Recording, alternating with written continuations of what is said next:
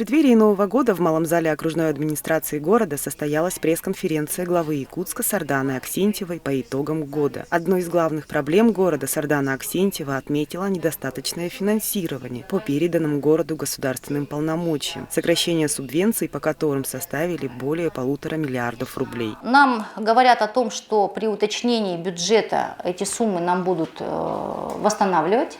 Но, конечно, как главу города меня это на сегодняшний день довольно серьезно беспокоит.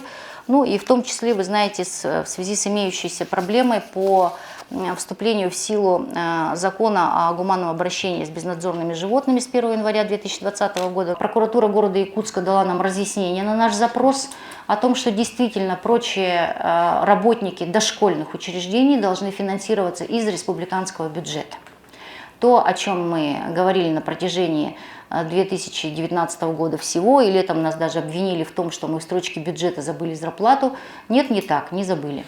Ну и прокуратура республики дала соответствующие разъяснения, и в постановлении правительства республики будут вноситься изменения. В ходе пресс-конференции журналистами были заданы актуальные вопросы, связанные с финансированием детских садов и школ, переселением из ветхих и аварийных домов, обеспечением коммуникациями участков, выделенных многодетным семьям, с деятельностью ЛЖКафе и многие другие. Одним из главных событий для города Якутска Сардана Аксентьева назвала вхождение города в федеральную программу «Безопасные и качественные дороги». Это рывок, который мы совершили в этом году, не без сложностей.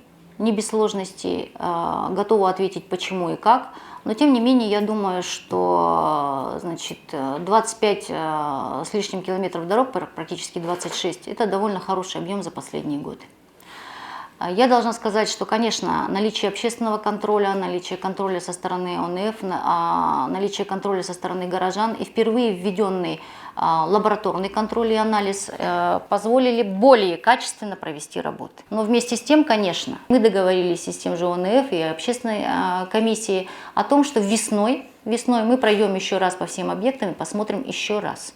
Ну, вы знаете, гарантийный срок мы сейчас установили довольно долгий, от 4 до 8 лет, как по основаниям, так и по верхним покрытиям, поэтому в рамках гарантийных обязательств подрядчики должны будут некачественные работы устранять, если таковые будут обнаружены. Поэтому здесь я большой опасности не вижу. 19 объектов, в том числе мостовые переходы, ну, это как бы серьезно. Следующий год в Якутске объявлен годом поколений, означающим связь и преемственность между поколениями. Тема года поколений в Якутске поддерживает тему года патриотизма, объявленного в республике, и тему года памяти и славы в Российской Федерации в 2020 году. Полную версию пресс-конференции можно посмотреть на YouTube-канале Якутск ТВ. Светлана Табалаева, Константин Корякин, Якутск ТВ.